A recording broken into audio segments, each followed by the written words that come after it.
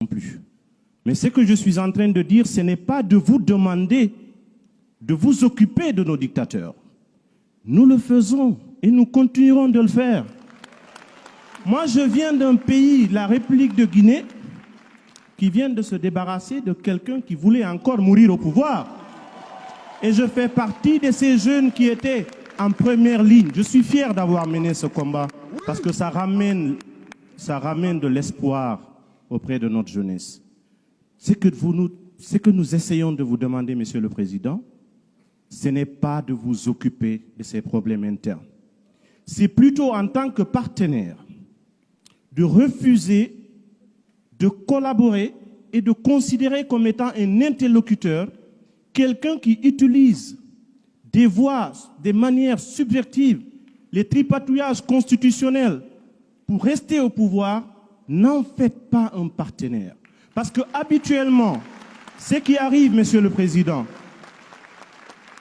on utilise beaucoup de la subtilité politique dans le langage. Aussi longtemps qu'on va continuer de traiter cette question au cas par cas, comme on le dit en Afrique, selon la tête du client, on ne s'en sortira pas. Ne voyez pas le Tchad différemment que le Mali, que la Guinée, que la Côte d'Ivoire. Sur cette question-là, traitons-la de façon transversale. Autant vous vous êtes prononcé sur les questions de droits de l'homme, il y a des valeurs que nous avons en partage, les valeurs universelles. Le droit à l'alternance, c'est quelque chose qui représente ce qu'on appelle l'oxygène de la démocratie. Peut-être que ça ne se réduit pas à une histoire de nombre de mandats. Vous allez peut-être dire que nous sommes, bien entendu, disposés à pouvoir gérer nos lois, définir le nombre de mandats. Nous sommes d'accord de tout ça. Mais encore une fois, je le réitère, il n'y a pas d'amalgame dans notre démarche.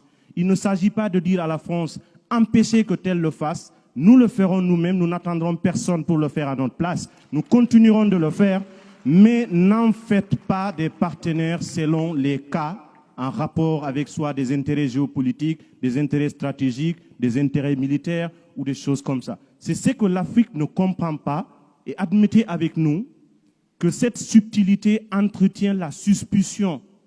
Et ce que nous voulons rebâtir à partir d'aujourd'hui, Monsieur le Président, la confiance mutuelle, elle est fondamentale.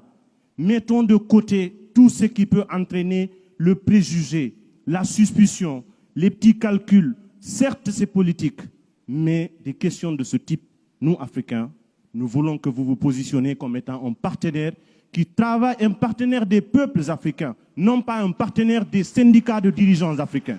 Voilà ce que nous avons voulu exprimer et je viens en appui avec ce que Cheikh Wali.